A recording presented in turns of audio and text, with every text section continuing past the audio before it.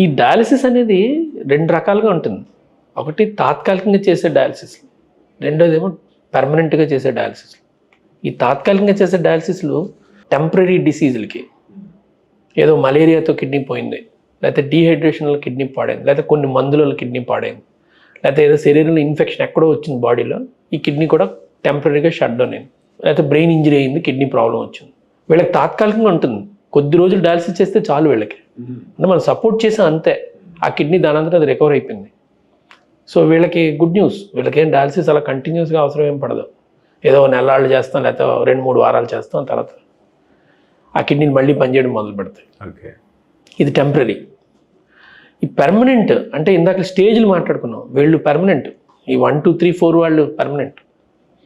వీడు 5th స్టేజ్లోకి వచ్చిన తర్వాత డయాలసిస్ మొదలుపెట్టాం అనుకోండి, అది పెర్మనెంట్, కంటిన్యూస్, ఇంక మార్గం లేదు. అంటే శరీరంలో తయారయ్యేటువంటి ఇంప్యూరిటీస్ అన్నిటినీ మనం రోజువారీగా తీయాల్సిన పరిస్థితి. సో వీళ్ళని కంటిన్యూస్ డయాలసిస్ మీద పెడతాం. సో ఈ ఫ్రీక్వెన్సీ జనరల్గా హీమోడయాలసిస్ అయితే వారానికి 3 సార్లు ఉంటుంది, అంటే ఎవ్రీ ఆల్టర్నేట్ డే ఉంటుంది. మొట్టమొదటి అసలు డయాలసిస్ మొదలుపెట్టినప్పుడు డైలీ చేసేవారు. ఆ తర్వాత అక్రాస్ ది వరల్డ్ కూర్చొని ఇలా డైలీ చేయడం వల్ల ఏమైనా ఉపయోగం ఉందా, లేకపోతే మధ్య మధ్యలో చేస్తే చాలా అని ఒక స్టడీ చేశారు. చేసి తర్వాత నిర్ధారించారు డైలీ అక్కర్లేదు, ఏదో 2 రోజులకి బాగా పేరుకుంటే ఇంప్యూరిటీస్ అట్లా మనం తీద్దాం, మళ్ళీ 2 రోజులు పేరుకుంటే మళ్ళీ తీద్దాం, మళ్ళీ 2 రోజులు పేరుకు మళ్ళీ తీద్దాం, ఇలా తీస్తూ పోవచ్చు అని నిర్ధారించారు. ఇలా చేస్తేనండి డయాలసిస్ మన ఒరిజినల్ కిడ్నీస్ ఎప్పుడైతే బాగున్న కాలంలో పని చేస్తున్నప్పుడు ఎలా పనిచేసావో దాంట్లో ఒక 70% అచీవ్ చేయగలం. అదే మంచి డయాలసిస్.